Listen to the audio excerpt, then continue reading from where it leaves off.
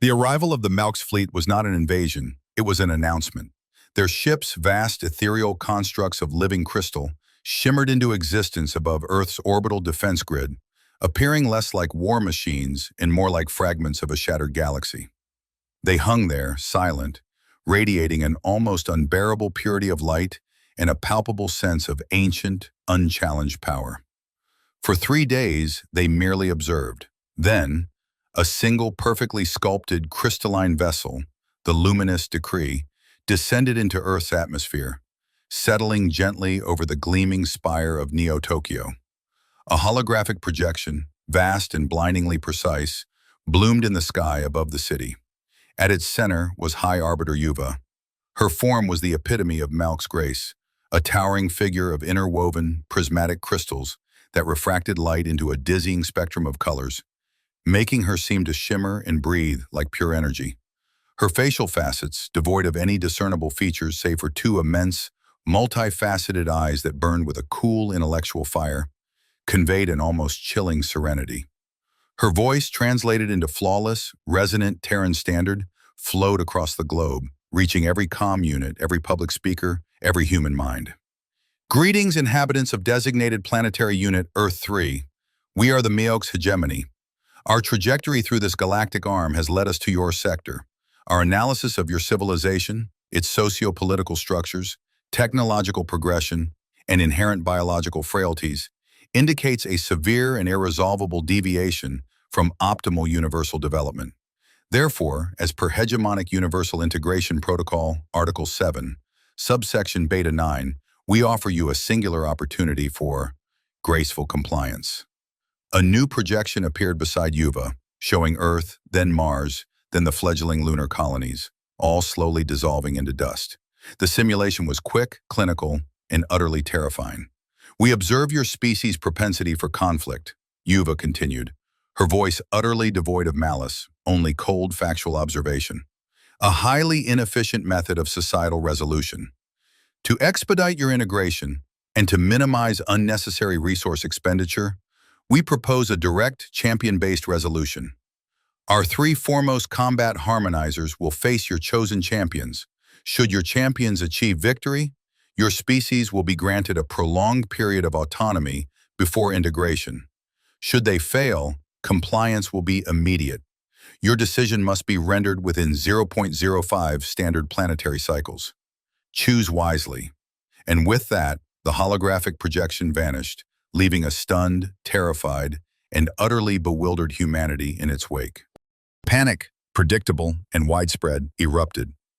Governments scrambled, military commanders stared blankly at their screens, and the world's media descended into a cacophony of fear and speculation. A champion-based contest against beings that could casually vaporize planets? It was absurd.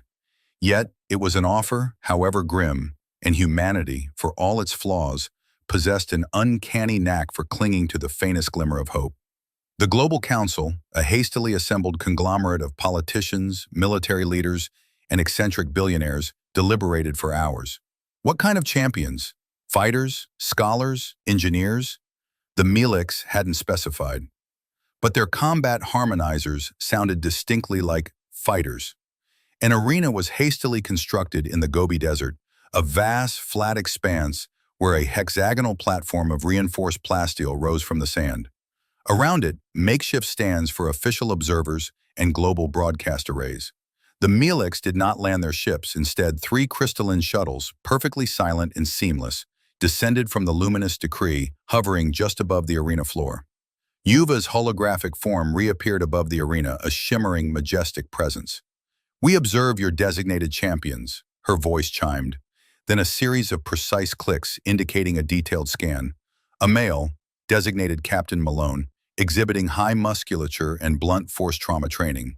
A female, designated Sergeant Nova, exhibiting tactical firearms proficiency, and a male, designated Masterling, exhibiting archaic martial arts techniques.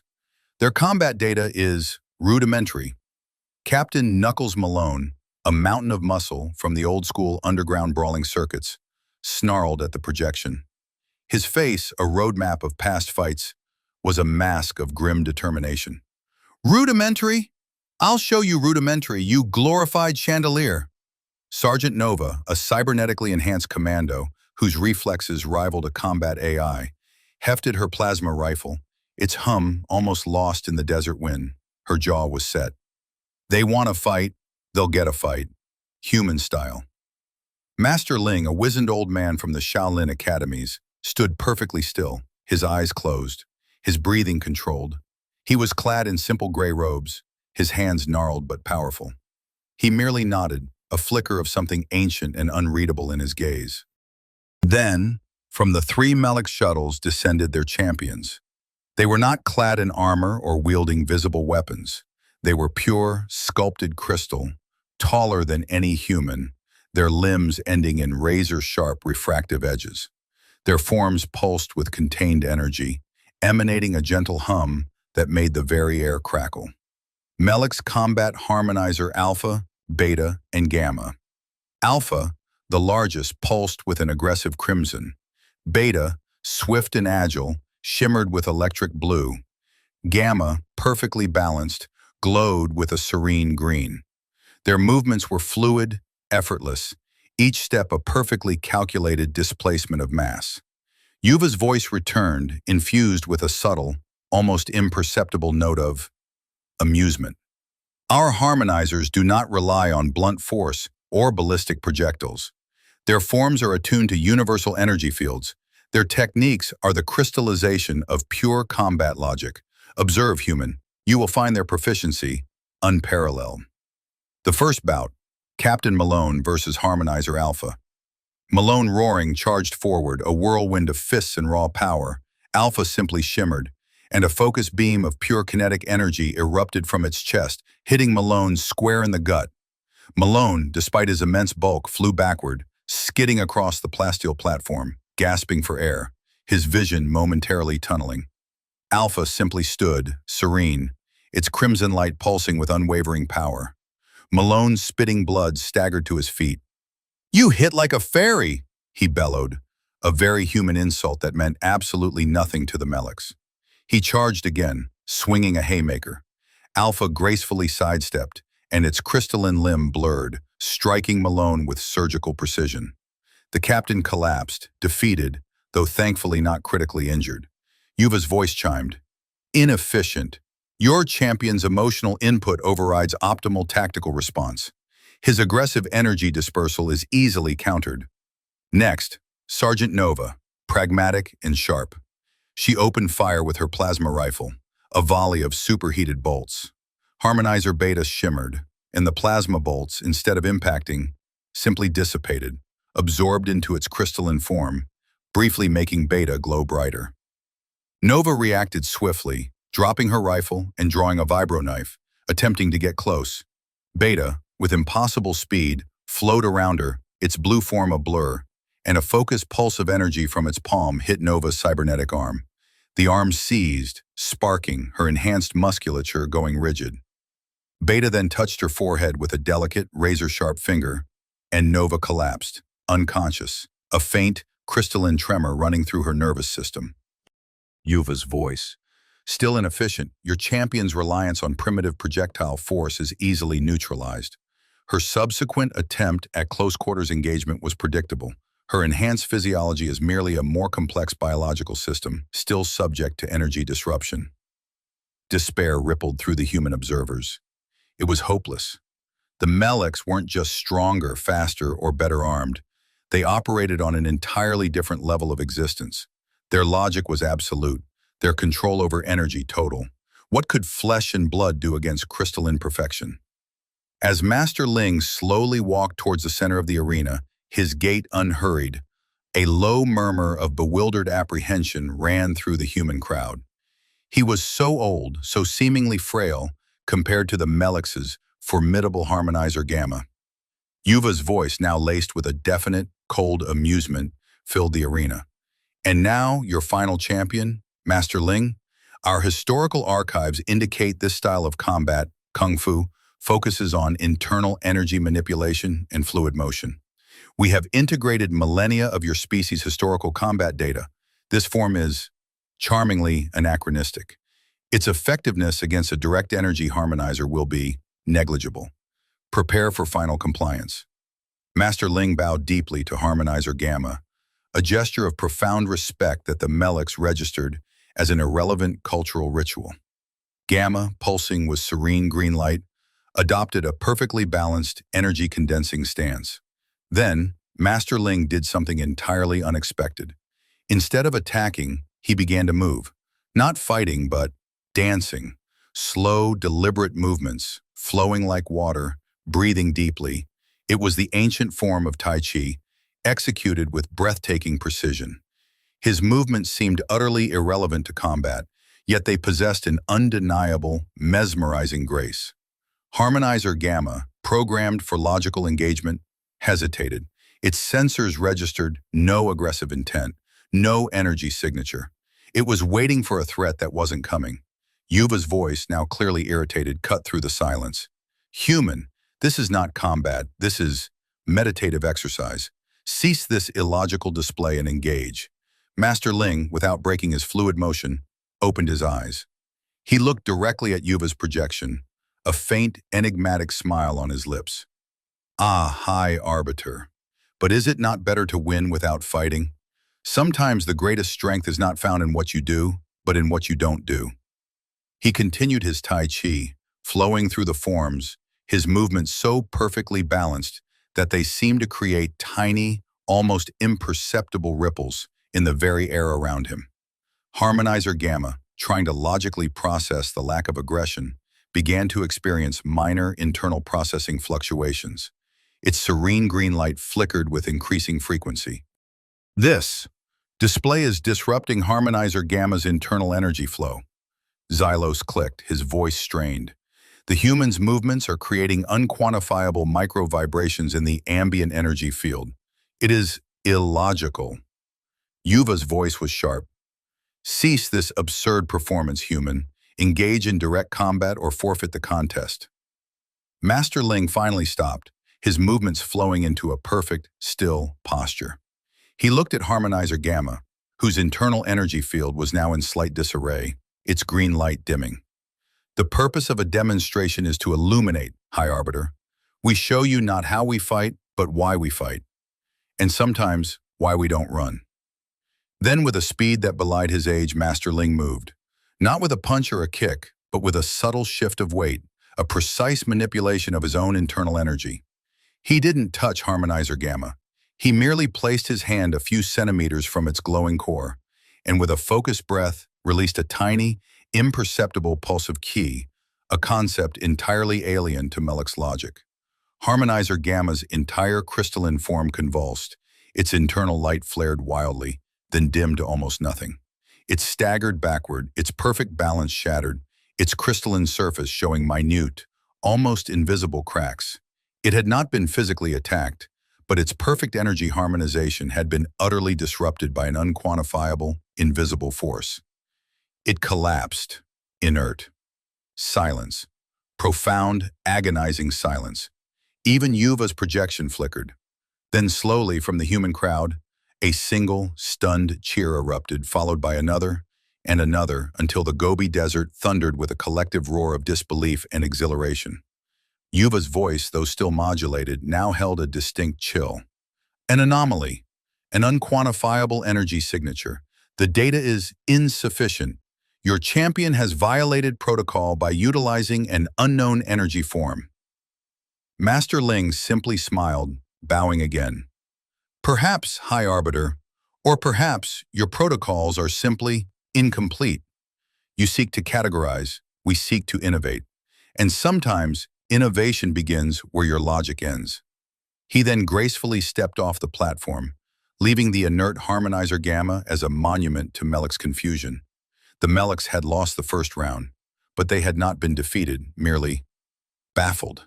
They would adapt, they would analyze, and they would come back with new, logical countermeasures. And so, the contest continued. The rules allowed for a series of duels until one side could no longer feel the champion. Humanity had won one, but they were still outnumbered. The Meleks would bring forth their next champion, more powerful, more adaptable. And humanity's remaining champions were limited. The Global Council convened in a panicked, exhilarated frenzy. Master Ling was a marvel, but could he sustain this? His chi attacks were subtle, powerful, but likely drained his reserves. Nova was out. Malone was still recovering. Who next? It was then that an unassuming figure stepped forward from the shadows of the human delegation tent. He was a man of medium height, clad in a perfectly tailored dark blue kimono, belted with a white obi. A katana, its lacquered saya gleaming, hung at his hip. His hair, stark white and meticulously tied back, framed a face that seemed carved from granite, serene and utterly devoid of fear. His eyes, dark and piercing, held a profound stillness, like a deep, untroubled lake. "My name is Kaito Ishikawa," he said, his voice quiet, yet carrying an undeniable authority that silenced the frantic whispers. "I am a master of the Kensei style of Kenjutsu. I offer myself as a champion." The human council members stared. A samurai? With a sword? Against beings that wielded pure energy? It was beyond anachronistic. It was insane. "With all due respect, Master Ishikawa," General Armitage, head of Earth's Defense Forces, stammered, "we appreciate your courage, but a sword? Against the Maliks? They're energy beings. They dissipate kinetic force. They absorb plasma. A metal blade would be useless." Kaito Ishikawa simply looked at him, his gaze unwavering. "Sometimes, General, the greatest utility is found in what is perceived as useless. A sword is merely a tool. It is the spirit behind the tool that determines its effectiveness." Yuva's holographic projection returned, her form shimmering with renewed resolution. "The humans present another champion, Kaito Ishikawa. Analysis indicates this champion wields a blade, a primitive kinetic weapon. Its probability of success against our combat harmonizers is precisely 0. This is a deliberate act of mockery." Her voice clicked with cold, intellectual disdain. "Choose your next harmonizer, Alpha or Beta, to rectify this illogical display." Harmonizer Alpha, its crimson light pulsing with renewed vigor, materialized on the arena floor, its perfect crystalline form radiating confidence. It had been defeated by Malone, but it had learned. Its energy manipulation would be more refined. Its defenses against blunt force adapted. Kaito Ishikawa, slowly, deliberately, stepped onto the platform. He reached for his katana, and with a soft, almost reverent whisper of steel against saya, he drew the blade. It was not a futuristic weapon, humming with energy. It was simply a perfectly forged sword, its polished surface reflecting the desert sun, its edge honed to an impossible sharpness. Yuva's voice, a torrent of clicks and chirps of derision, echoed through the arena. "Observe hegemony. The humans cling to their primitive tools. This blade will shatter against our energy forms. It will be absorbed. Its kinetic force will be neutralized. This is not combat. This is a demonstration of futility." Kaito stood perfectly still, katana held at his side, its tip barely touching the plasteel. He closed his eyes for a moment, then opened them, a profound stillness radiating from him. He bowed to Harmonizer Alpha, a deep, respectful bow. Alpha registered the movement, categorizing it as irrelevant. Harmonizer Alpha attacked, a swift, silent blur of crimson light. It launched a focused energy beam directly at Kaito. The beam was designed to vaporize organic matter, to melt metal.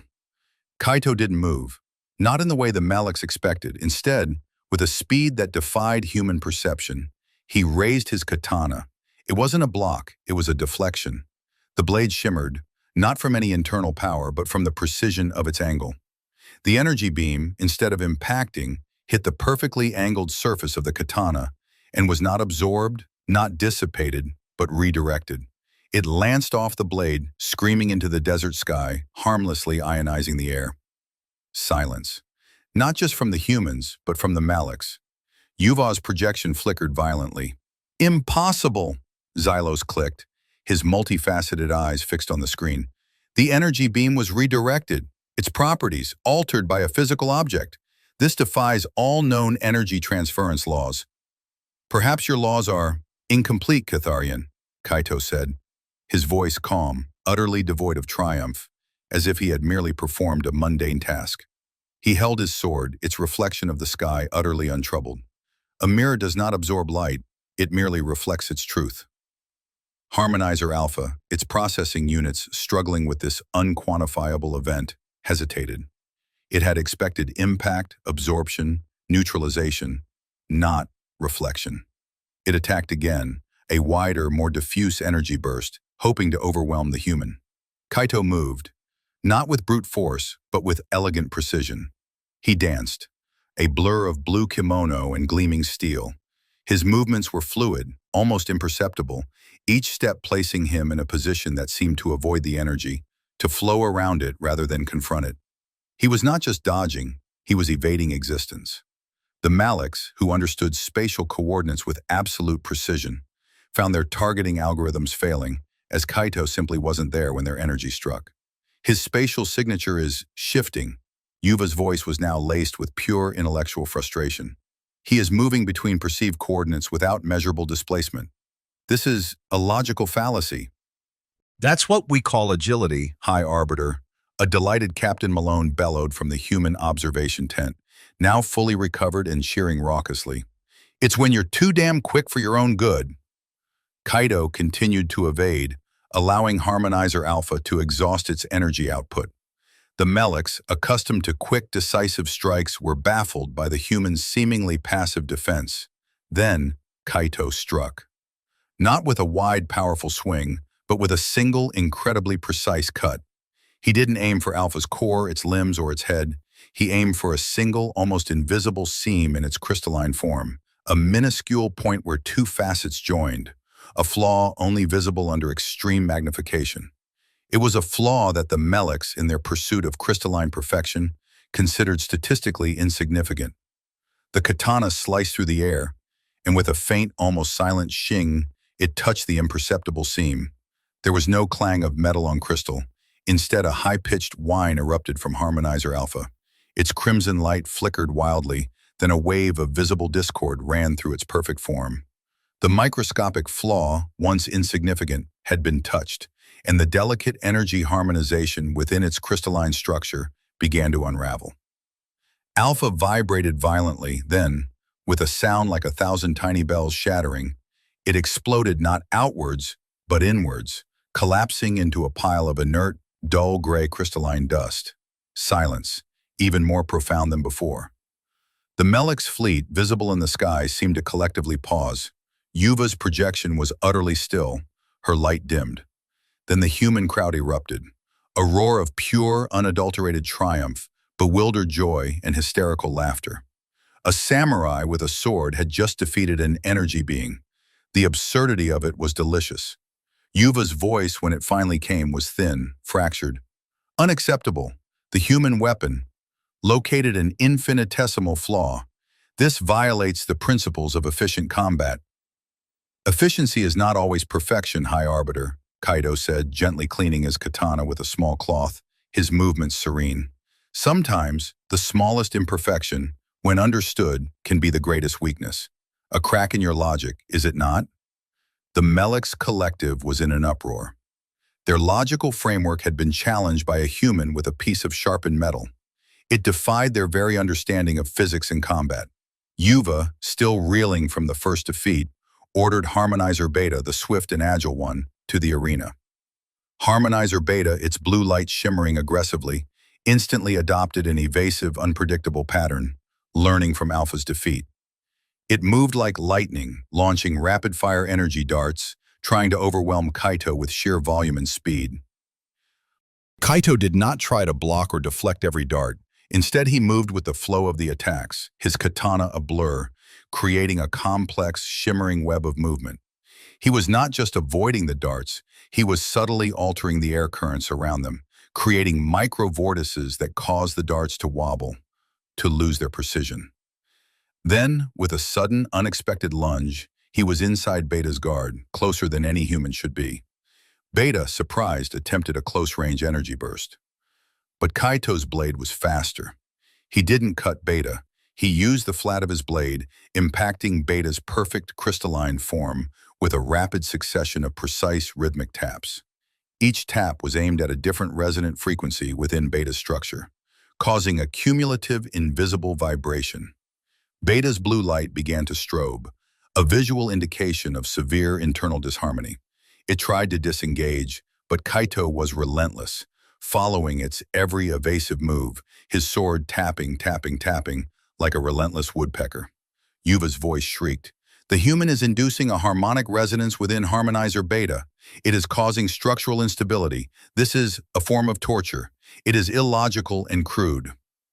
Crude, perhaps, Kaito calmly stated, continuing his rhythmic assault, but effective. Sometimes, High Arbiter, the most elegant solutions are not found in complex energy fields, but in understanding the simple principles of vibration. Like a child's song, repeated often enough can drive an adult to distraction. He punctuated his sentence with a final resonant tap. Harmonizer Beta's form exploded, not with the clean inward collapse of Alpha, but with a chaotic burst of splintering crystal and discordant energy. Its internal harmony, overloaded by the continuous, targeted vibrations, had fractured completely. 2 down, 1 to go. The remaining Melex lieutenant, Gamma, the balanced one, was still inert. The human crowd was in an absolute frenzy, roaring Kaito's name, disbelief warring with delirious triumph. He had just defeated 2 of the Melex's ultimate champions with a sword and a baffling understanding of physics and human perseverance. Yuva's projection was a chaotic mess of flickering light and distorted sound. Her beautiful crystalline form throbbed with a terrifying, unquantifiable rage. This human, this primitive anomaly with his archaic weapon, was not just defeating her champions, he was shattering the very logical foundation of the Melex hegemony. Their understanding of conflict, of power, of supremacy was crumbling. This is intolerable. Yuva's voice, now a grating cacophony of clicks and static, filled the arena. The human's methods defy all logic, all combat axioms. This is not honorable engagement. This is infuriatingly unpredictable. Ah, but honor is subjective, High Arbiter, Kaito said, sheathing his katana with a soft click. He looked directly at Yuva's projected form, a faint, almost pitying smile on his lips. For us, true honor is not found in predictable victory, but in fighting against the impossible, in finding a way when there is no way, in turning your strengths into our opportunities. Yuva's form solidified, her chaotic light settling into a pulsing, malevolent crimson. Then you will face me, human. I, High Arbiter Yuva, will demonstrate the true power of the Melex hegemony. I will not be defeated by illogical mockery. The luminous decree, still hovering above Neo-Tokyo, pulsed with an immense surge of power, a beam of pure, focused energy, dazzlingly bright, lanced down from the flagship, forming into a colossal, shimmering version of Yuva herself on the arena floor. This was not a projection. This was Yuva's true combat form, a being of unimaginable power and refined crystalline perfection, far beyond any harmonizer. The ground vibrated. The very air sang with contained energy. This was the end. The human crowd fell silent, their joy turning to terrified awe. Yuva, in her vast combat form, pulsed with crimson energy, her multifaceted eyes burning with absolute resolve. You have shattered my harmonizers, human. You have mocked our logic. Now face true power. Aren't you going to run? Her voice boomed, resonating through the very ground. Beg, weep, for the sake of your species, acknowledge your futility. Kaito Ishikawa stood utterly still, a tiny, almost insignificant figure before the overwhelming might of the High Arbiter. He drew his katana one last time, the soft shing of the blade the only sound in the terrifying silence. He looked at Yuva's immense form, then back at the terrified faces of his fellow humans. A slow, serene smile touched Kaito's lips. It was a smile of understanding, of acceptance, and of a profound, ancient wisdom. He didn't run. He didn't beg. He simply raised his katana, not in defiance, but in a gesture of profound respect for the challenge. Run, High Arbiter! Kaito's voice, though quiet, seemed to carry across the vast arena, reaching every corner of the Melex collective's attention. We have never run from a good story, and yours, Yuva, has just begun. With that, Kaido did something utterly unexpected. He didn't charge. He didn't evade. He closed his eyes. Yuva, momentarily baffled by this new, illogical display, hesitated. Her vast form pulsed, waiting for a logical opening. Then, Kaido opened his eyes, and they burned not with light but with a profound internal darkness. His body, normally serene, pulsed with a subtle yet immensely powerful wave of raw, unfiltered ki. Not just the focus ki of Master Ling, but the collective distilled essence of humanity's defiance, sorrow, joy, and stubbornness. He channeled centuries of human suffering, human laughter, human ingenuity into a single, impossible point. Yuva launched her ultimate attack, a blinding, crushing wave of pure, unadulterated Melek's energy designed to disintegrate Kaido, to vaporize the entire arena, to erase the very concept of human defiance from existence. Kaido didn't block it. He didn't deflect it. He didn't dodge it. He met it. With a single, impossibly swift and precise cut of his katana, Kaido didn't sever the energy wave. He divided it, not into two, but into 1,000,000 infinitesimal strands. Each strand, touched by the impossible sharpness of his blade and the unquantifiable ki channeled through it, was subtly altered, its resonant frequency shifted. The majestic, devastating wave of energy, meant for destruction, was suddenly transformed into a shimmering, harmless mist of discordant light, raining down harmlessly across the arena, glittering like cosmic dust. Yuva's vast form shimmered, convulsed, and then froze. Her internal light died down, leaving her immense crystalline body dull and lifeless. She had not been defeated by force, but by the sheer, unquantifiable audacity of human cleverness and spirit. Her perfect energy, divided into meaningless fragments, could not be recomposed. Her logic, confronted by the utterly illogical, had simply stopped. Silence returned to the arena, a stunned, reverent silence. Then slowly a single human, a small child in the stands, began to clap. Then another, and another, until the entire Gobi Desert vibrated not with fear, but with the thunderous applause of a species that had stared annihilation in the face and then proceeded to outsmart it with a sword and a profound sense of the absurd. Yuva's projection, flickering back to life on the luminous decree, was dim, fractured. Her voice, devoid of its melodic perfection, was a series of broken, discordant clicks and static. The human fragmented my energy signature, my essence, scattered, my purpose, redefined. This is not victory. This is understanding. The luminous decree and the entire Melek's fleet began to slowly, gracefully ascend, not in retreat, but in contemplative withdrawal. They had encountered something beyond their calculations, something that defied their logic, something they needed to understand, truly understand, before they could ever hope to integrate. Kaido Ishikawa, samurai of Earth, stood alone on the arena floor, his katana sheathed, his gaze serene. He had not run, he had not begged, he had simply fought not with bigger weapons, but with deeper wisdom. And in doing so, he had revealed to an arrogant alien empire the true, unquantifiable power of humanity. The ability to turn the impossible into the profoundly, hilariously, and defiantly possible. The Meleks had come to conquer, but they left with a new, chilling, yet utterly vital lesson. Never underestimate a human with a sharp blade and an even sharper mind.